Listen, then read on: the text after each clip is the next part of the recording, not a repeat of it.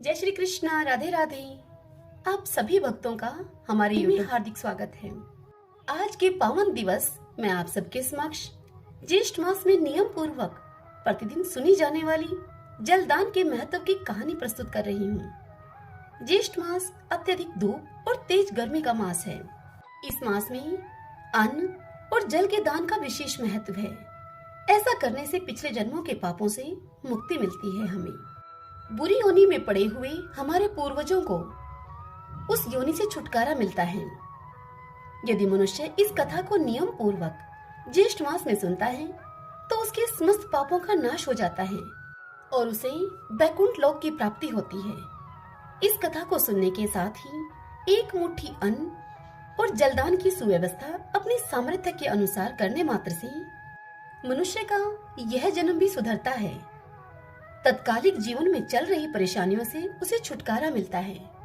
बताए गए अन्न और जल के इस दान को आप करके देखिए, फर्क आप स्वयं तत्काल ही महसूस करेंगे। आइए अब ज्येष्ठ मास में सुनी जाने वाली जलदान के महात्म्य की इस कथा को सुनते हैं। सभी बोलिए विष्णु भगवान की जय। ओम नमो भगवते वासुदेवाय। त्रेता युग के अंत में महिष्मती नगरी में सुमंत नाम का एक ब्राह्मण रहता था। उसकी पत्नी का नाम गुणवती और पुत्र का नाम देव शर्मा था। एक दिन वह ब्राह्मण समाधि लगाने के लिए वन में गया। कुछ देर वह समाधि में ही रहा।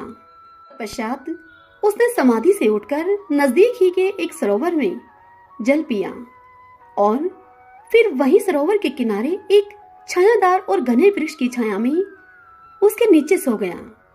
जो भी जीव सरोवर के किनारे पानी पीने के लिए आता, वह जीव वहीं सोए हुए ब्राह्मण को देखकर डर के मारे वापस भाग जाता, जिससे कि वह जीव पानी पीने से वंचित रह जाता। कुछ नन्हे और छोटे जीव तो पानी न मिलने के कारण मृत्यु को प्राप्त हो गए। सूर्यास्त के होने पर जब वह ब्राह्मण सुमंत अपने घर को लौट आया, अनजाने में ही सही, किंतु उससे जीव हत्या जैसा जघन्य पाप हो गया था। ब्राह्मण अपने घर पहुंचने के कुछ समय के बाद ही स्वयं को असहज और अस्वस्थ महसूस करने लगा। कुछ दिन वह बीमारी में ही रहा। तत्पश्चात उसकी मृत्यु हो गई। ब्राह्मण की मृत्यु होने के बाद उसकी पत्नी गुणवती भी अपने पति के साथ ही सती हो गई, क्योंकि ब्राह्मण को अज्ञात दोष लगा था, जिसके कारण उस ब्राह्मण को नरक की यातना भोगनी पड़ी। तत्पश्चात उसे चातक की योनि मिली और उस ब्राह्मण की पत्नी भी उसके साथ चातकी की योनि में थी। अब वे दोनों अपने पुत्र के घर के समीप ही एक वृक्ष पर रहने लगे। चातक अपने पूर्व जन्म के कर्मों को याद करके जोर जोर से रोता था। एक दिन उसका पुत्र उसके रोने से परेशान होकर उन्हें वहां से हटाने और भगाने का प्रयास करता है, किंतु चातक और चातकी वहां से नहीं जाते। एक बार भगाए जाने पर वह उड़कर वापस आ जाते। तत्पश्चात फिर आकर वहीं पर बैठ जाते और रोने लगते। ब्राह्मण पुत्र देव शर्मा उनके इस रुदन से अत्यधिक परेशान हो गया था अब, और फिर एक दिन उसने उस वृक्ष को ही आग लगा दी, जिससे कि अब चातक और चातकी के पंख जल गए।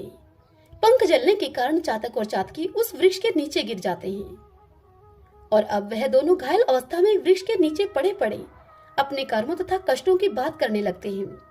उन दोनों घायल चातक और चातकी की समस्त बातें उनका वह पुत्र सुन लेता है और अब वह उन दोनों की सब बात सुनकर विस्मय में पड़ जाता है और दुखी मन से विचार करता है कि यह तो मेरे माता पिता हैं, मैंने इनको इतनी पीड़ा दे दी। संतान का दायित्व है कि वह अपने माता पिता के उद्धार का कारण बने, न कि उनकी पीड़ा का। तत्पश्चात वह ब्राह्मण पुत्र इस प्रकार विचार मगन होकर तभी जंगल की ओर जाने लगा। वहां जंगल में श्रेष्ठ मुनि के आश्रम में वह जाता है और वहां जाकर उन्हें प्रणाम करके वह वृक्ष में आग लगाने और चातक चातकी के सब बातें उन ऋषियों से कहता है। तत्पश्चात वह ब्राह्मण पुत्र अपने माता पिता के उद्धार के विषय में ऋषि से पूछता है। तब श्रेष्ठ ऋषि ने दिव्य दृष्टि से देखकर उससे कहा कि तुम्हारे पिताजी पर पिछले जन्म का अज्ञात पाप है। उनके उस पाप से मुक्ति के लिए तुम्हें किसी निर्जन वन में जलदान की व्यवस्था करनी होगी। तुम वह जलदान की व्यवस्था करो।